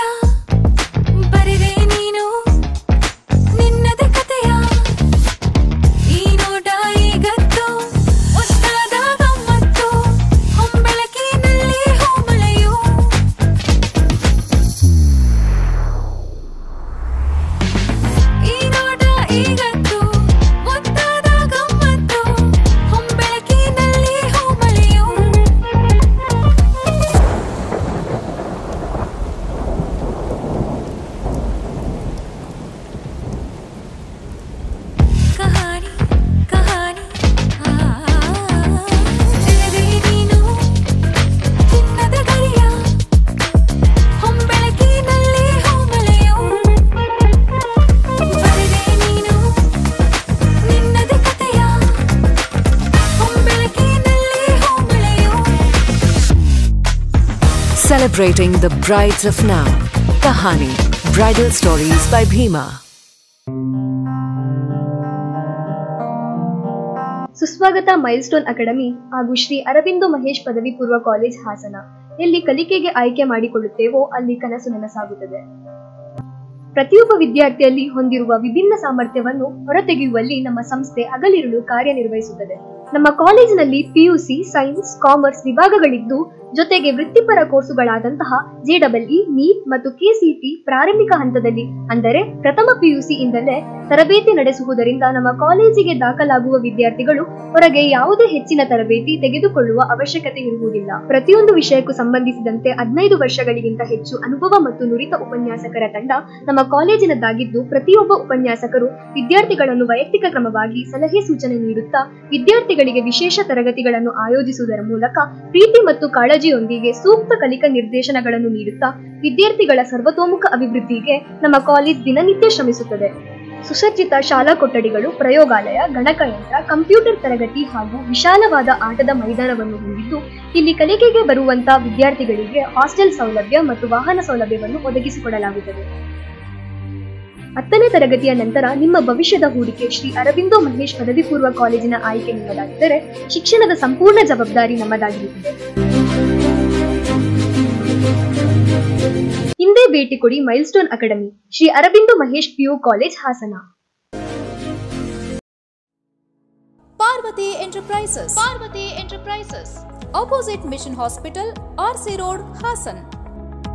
ವಿವಿಧ ಮಾದರಿಯ ಅತ್ಯಾಧುನಿಕ ಎಲೆಕ್ಟ್ರಾನಿಕ್ ಗೃಹ ಬಳಕೆ ವಸ್ತುಗಳ ಎಕ್ಸ್ಕ್ಲೂಸಿವ್ ಶೋರೂಮ್. ಇದೀಗ ಹೆಸರಾಂತ ಫ್ಯಾಬರ್ನ ಪ್ರತ್ಯೇಕ ಶೋರೂಮ್ ನಿಮ್ಮ ಹಾಸನದಲ್ಲಿ.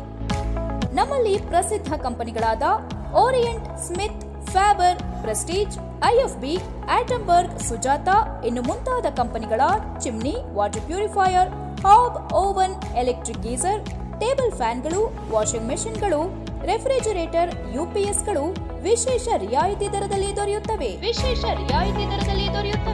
ಉತ್ಕೃಷ್ಟ ಗುಣಮಟ್ಟದ ಎಲೆಕ್ಟ್ರಾನಿಕ್ ಉಪಕರಣಗಳಿಗಾಗಿ ಭೇಟಿ ಕೊಡಿ Parvathi enterprises, opposite mission hospital, RC road, Hassan. Phone numbers 9019795365 ಮತ್ತು 9353677153. Day home furniture and interior, ಹಾಸನದ ಅತಿ ದೊಡ್ಡ ಫರ್ನಿಚರ್ ಶೋರೂಮ್. ನಿಮ್ಮ ಕನಸಿನ ಮನೆಯ ಅಂದವನ್ನ ಹೆಚ್ಚಿಸಲು ಹಾಗೂ ಆರಾಮದಾಯಕ ಪೀಠೋಪಕರಣಗಳು ಉತ್ಕೃಷ್ಟ ಗುಣಮಟ್ಟದಲ್ಲಿ ಲಭ್ಯ. ವಿವಿಧ ವಿನ್ಯಾಸದ ಡೈನಿಂಗ್ ಟೇಬಲ್ಗಳು, ಮ್ಯಾಟ್ರೆಸ್ಗಳು, corner sofa, recliner sofa, wooden sofa, ಹಲವು ಮಾದರಿಯ ಕಾಟ್ಗಳು, ವಾರ್ಡ್ರೋಬ್ಗಳು, ಡ್ರೆಸ್ಸಿಂಗ್ ಟೇಬಲ್ಗಳು, ಇನ್ನು ಹಲವಾರು ವೆರೈಟಿಯ ಫರ್ನಿಚರ್ಗಳು ದೊರೆಯುತ್ತವೆ. ಭೇಟಿ ಕೊಡಿ day home furniture and interior, opposite district stadium, Salagame road, Hassan. Phone numbers 8156989111, 9562955026 ಮತ್ತು 9633152552.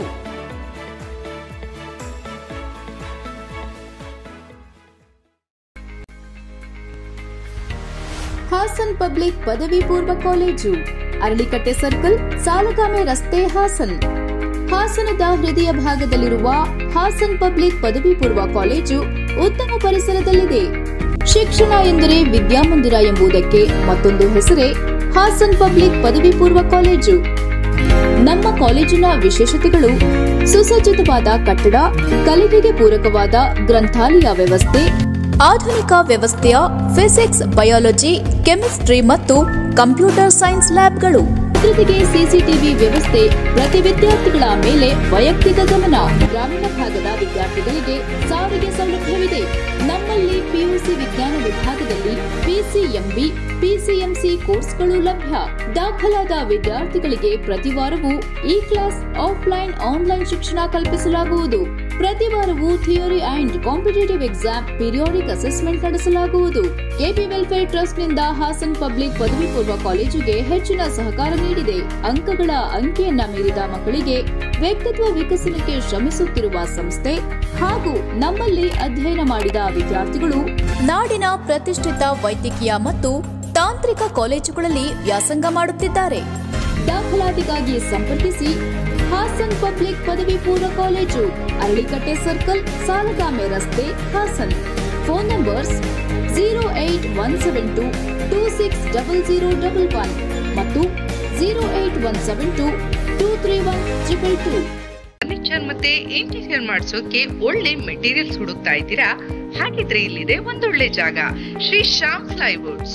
ಹಾಸನದ ನೆಹರು ರಸ್ತೆಯಲ್ಲಿ ಶ್ರೀ ರಂಗನಾಥ ಹಾಲ್ನ ಎದುರು ಇರುವ ಶ್ರೀ ಶ್ಯಾಮ್ ಪ್ಲೈವುಡ್ಸ್ ನಲ್ಲಿ ಎಲ್ಲ ಬಗೆಯ door fitting, plywood, vinyl wood fitting, fibre ಡೋರ್ಗಳು, ವಿವಿಧ ಬಗೆಯ ಮೌಲ್ಡಿಂಗ್ ವುಡನ್ ಡೋರ್ಗಳು ಮತ್ತು ಲ್ಯಾಮಿನೇಟ್ಸ್ ಹಾಗೂ ಇಟಾಲಿಯನ್ ಕಿಚನ್ ಬ್ಯಾಸ್ಕೆಟ್ ಸಹ ದೊರೆಯುತ್ತದೆ. ನಮ್ಮಲ್ಲಿ ಬ್ರಾಂಡೆಡ್ ಕಂಪನಿಗಳಾದ ಗೋದ್ರೇಜ್, ಯುನಿಪಾ, ಗ್ರೀನ್ ಪ್ಲೈ, ಆರ್ಟುಡ್ lamp, kid play, century ply ವಸ್ತುಗಳು ಸಹ ಲಭ್ಯವಿದ್ದು ನಮ್ಮ ಎಲ್ಲ ಅಗತ್ಯತೆಗಳು ಒಂದು ಸೂರಿನಡಿನಲ್ಲಿ ಲಭ್ಯವಿದೆ. ಪ್ಲೈವುಡ್ ಸಂಬಂಧಿತ ಯಾವುದೇ ವಸ್ತುಗಳಿಗೆ ಎಂದೇ ಭೇಟಿ ನೀಡಿ. ಶ್ಯಾಮ್ ಪ್ಲೈವುಡ್, ನೆಹರು ರಸ್ತೆ, ಶ್ರೀ ರಂಗನಾಥ ಹಾಲ್ ಎದುರು, ಹಾಸನ. ಹೆಚ್ಚಿನ ಮಾಹಿತಿಗಾಗಿ ಸಂಪರ್ಕಿಸಿ 903583. ಮತ್ತೊಮ್ಮೆ ಅಮೋಘ ವಾರ್ತೆಗಳಿಗೆ ಸ್ವಾಗತ. ಡೆಂಗ್ಯೂ ಜ್ವರದ ವಿರುದ್ಧ ಆರೋಗ್ಯ ಇಲಾಖೆ ಸೇರಿದಂತೆ ಇನ್ನಿತರ ಇಲಾಖೆಗಳ ಸಮನ್ವಯದೊಂದಿಗೆ ಕಾರ್ಯಯೋಜನೆಯನ್ನು ರೂಪಿಸಿ ರೋಗ ನಿಯಂತ್ರಣ ಮಾಡಲಾಗುತ್ತಿದೆ ಎಂದು ಜಿಲ್ಲಾ ಆರೋಗ್ಯ ಇಲಾಖೆಯ ನೋಡಲ್ ಅಧಿಕಾರಿ ನಾಗೇಶ್ ಆರಾಧ್ಯ ತಿಳಿಸಿದರು. ಹೊಳೆನರಸೀಪುರ ಪಟ್ಟಣದ ತಾಲೂಕು ಕಚೇರಿಯ ಸಭಾಂಗಣದಲ್ಲಿ ಜಿಲ್ಲಾ ಆರೋಗ್ಯ ಮತ್ತು ಕುಟುಂಬ ಕಲ್ಯಾಣ ಇಲಾಖೆ ವತಿಯಿಂದ ಜಿಲ್ಲಾ ರೋಗವಾಹಕ ಆಶ್ರಿತ ರೋಗಗಳ ನಿಯಂತ್ರಣ ಕಾರ್ಯಕ್ರಮ ಮತ್ತು ರಾಷ್ಟ್ರೀಯ ಡೆಂಗ್ಯೂ ದಿನಾಚರಣೆ ಪ್ರಯುಕ್ತ ಏರ್ಪಡಿಸಲಾಗಿದ್ದ ಅಂತರ್ ಇಲಾಖಾ ಸಮನ್ವಯ ಸಭೆಯನ್ನು ಉದ್ದೇಶಿಸಿ ಮಾತನಾಡಿ, ಡೆಂಗ್ಯೂ ಜ್ವರ ನಿಯಂತ್ರಣಕ್ಕಾಗಿ ಸ್ಥಳೀಯ ಸಂಸ್ಥೆಗಳು ಮತ್ತು ಆರೋಗ್ಯ ಇಲಾಖೆ ಮತ್ತು ಇನ್ನಿತರ ಇಲಾಖೆಯ ವತಿಯಿಂದ ರಚನಾತ್ಮಕ ಕಾರ್ಯಕ್ರಮಗಳನ್ನು ಹಮ್ಮಿಕೊಂಡಿದ್ದು, ಸ್ವಚ್ಛತೆ ಮತ್ತು ಆರೋಗ್ಯ ಜಾಗೃತಿ ಜಾಥಾ ಮತ್ತು ಕಾರ್ಯಗಳನ್ನು ಜಿಲ್ಲಾ ಮಟ್ಟದಲ್ಲಿ, ತಾಲೂಕು ಮಟ್ಟದಲ್ಲಿ ಮತ್ತು ಗ್ರಾಮೀಣ ಮಟ್ಟದಲ್ಲಿ ಆಯೋಜಿಸಲಾಗಿದ್ದು, ಆರೋಗ್ಯ ಕೇಂದ್ರಗಳಿಗೆ ಬರುವ ರೋಗಿಗಳನ್ನು ತಪಾಸಣೆ ನಡೆಸಿ ವೈದ್ಯರು ಸೂಕ್ತವಾದ ಚಿಕಿತ್ಸೆ ಮತ್ತು ಔಷಧೋಪಚಾರವನ್ನು ನೀಡಲಿದ್ದಾರೆ ಎಂದು ತಿಳಿಸಿದರು. ಹಾಸನ ಜಿಲ್ಲೆಯಲ್ಲಿ ಡೆಂಗು ಪ್ರಕರಣಗಳು ತೀವ್ರಗತಿಯಲ್ಲಿ ಏರ್ತಾ ಇದೆ. ಹಾಗಾಗಿ ಅದನ್ನ ಕಂಟ್ರೋಲ್ ಆರೋಗ್ಯ ಇಲಾಖೆ ಒಂದರಿಂದ ಅದನ್ನ ನಿಯಂತ್ರಣ ಮಾಡೋದಕ್ಕೆ ಸಾಧ್ಯ. ಹಾಗಾಗಿ ಬಹಳ ಬೇರೆ ಬೇರೆ ಇಲಾಖೆಯವರು ಕೂಡ ಕೈ ಜೋಡಿಸಿದ್ದಾರೆ. ಅದರ ಜೊತೆ ನಮಗೆ ಡೆಂಗು ಪ್ರಕರಣಗಳೇನಿದೆ ಅಥವಾ ಡೆಂಗುವಿಂದ ಆಗೋ ಪ್ರಾಬ್ಲಮ್ಗಳೇನಿದೆ, ಡೆತ್ಗಳೇನಿದೆ, ಅದನ್ನ ಕಡಿವಾಣ ಹಾಕ್ಬೋದು. ಆ ನಿಟ್ಟಿನಲ್ಲಿ ನಾವು ಜಿಲ್ಲಾ ಮಟ್ಟದಲ್ಲಿ ಕೂಡ ಸಭೆಗಳನ್ನ ಮಾಡಿ ಎಲ್ಲ ಇಲಾಖೆಯವರ ಸಮನ್ವಯ ಸಮಿತಿ ಮಾಡಿಕೊಂಡು ಆಯಾ ಇಲಾಖೆಗಳಲ್ಲಿ ಡೆಂಗುನ ತಡೆಗಟ್ಟೋದಕ್ಕೆ ಅವರ ಪರಿಮಿತಿಯಲ್ಲಿ ಏನೇನು ಮಾಡಬಹುದು ಎಂಬ ವಿಚಾರವನ್ನ ತಿಳಿಸಿದ್ದೇವೆ. ಅದೇ ರೀತಿ ತಾಲೂಕಿನಲ್ಲಿ ಕೂಡ ಈ ವಿಷಯದ ಬಗ್ಗೆ ಒಂದು ಸಣ್ಣ ಚರ್ಚೆಯನ್ನು ಮಾಡಿ ನಿಮ್ಮ ತಾಲೂಕಿನ ಸ್ಥಿತಿಗತಿಗಳು ಹೇಗಿದೆ, ಮತ್ತೆ ಮುಂದಿನ ದಿನಗಳಲ್ಲಿ ಇನ್ನೂ ಜಾಸ್ತಿ ಆಗೋ ಮುನ್ಸೂಚನೆಗಳಿದೆ. ಹಾಗಾಗಿ ಈಗಲೇ ಅದಕ್ಕೆ ನಾವು ಏನೇನು ಮಾಡೋದ್ರಿಂದ ಕಡಿವಾಣಗಳನ್ನ ಹಾಕೋಬಹುದು, ಡೆಂಗುವಿನ ಕೇಸಸ್ನ ತಡೆಗಟ್ಟಬಹುದು ಅನ್ನೋ ವಿಚಾರವಾಗಿ ಈ ಸಭೆನ ನಾವು ಕರೆದಿದ್ದೇವೆ. ಎಲ್ಲ ಇಲಾಖೆಯವರು ನಿಮ್ಮ ಒಂದು ಸಣ್ಣ PPT ಇದೆ, ಏನೇ ನಿಮ್ಮ ಕಾರ್ಯ ವ್ಯಾಪ್ತಿಯಲ್ಲಿ ಏನು ಮಾಡಬಹುದು ಅದನ್ನ ಒಂದ್ಸಲ ನೋಡ್ಕೊಳ್ಳಿ, ಮತ್ತೆ ಅದ್ರ ಬಗ್ಗೆ ಡಿಸ್ಕಸ್ ಮಾಡಿ. ನಮ್ಮ ರಾಜೇಶ್ ಕುಲಕರ್ಣಿ ಅವರು ಅದನ್ನು ಈ ಸಂದರ್ಭದಲ್ಲಿ ಉಪತಹಸೀಲ್ದಾರ್ ಲೋಕೇಶ್, ಸಭೆಯಲ್ಲಿ ತಾಲೂಕು ಆರೋಗ್ಯಾಧಿಕಾರಿ doctor HN Rajesh, doctor Ramesh, ಪುರಸಭೆ ಮುಖ್ಯಾಧಿಕಾರಿ ಮಹೇಂದ್ರ, ತಾಲೂಕು ಪಂಚಾಯಿತಿ ಅಧಿಕಾರಿ ಗೋಪಾಲ್, PR BCM ಅಧಿಕಾರಿ ಮಂಜುನಾಥ್ ಮತ್ತು ತಾಲೂಕು ಮಟ್ಟದ ಅಧಿಕಾರಿಗಳು ಹಾಜರಿದ್ದರು. ಬೇಲೂರು ಪಟ್ಟಣಕ್ಕೆ ಹೊಂದಿಕೊಂಡಿರುವ ರಾಯಪುರ ಗ್ರಾಮದಲ್ಲಿ 6 ತಿಂಗಳಿಂದ ನೀರಿನ ಕೊರತೆ ಇದ್ದು, ನೀರಿನ ಸಮಸ್ಯೆಯನ್ನು ಬಗೆಹರಿಸುವಲ್ಲಿ ಬಂಟಿನಲ್ಲಿ ಗ್ರಾಮ ಪಂಚಾಯಿತಿ ವಿಫಲವಾಗಿದೆ ಎಂದು ಸಾರ್ವಜನಿಕರು ಕಾಲಿ ಕೂಡ ಹಿಡಿದು ಆಕ್ರೋಶ ವ್ಯಕ್ತಪಡಿಸಿದ್ದಾರೆ.